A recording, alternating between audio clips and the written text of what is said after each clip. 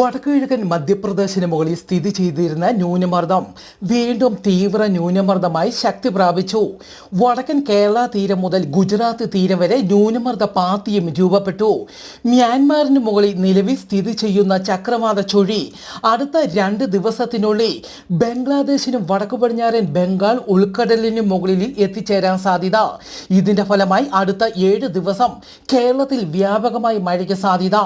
വരും മണിക്കൂറിൽ കേരളത്തിലെ തിരുവനന്തപുരം, കൊല്ലം, എറണാകുളം ജില്ലകളിലെ ഒറ്റപ്പെട്ടയിടങ്ങളിൽ മഴയ്ക്കും മണിക്കൂറിൽ 40 കിലോമീറ്റർ വരെ വേഗതയിൽ കാറ്റിനും സാധ്യത.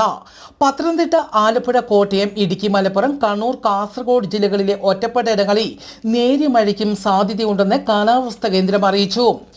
പാകിസ്ഥാനിലും ഇന്ത്യയിലും അഫ്ഗാനിസ്ഥാനിലും ഭൂകമ്പം.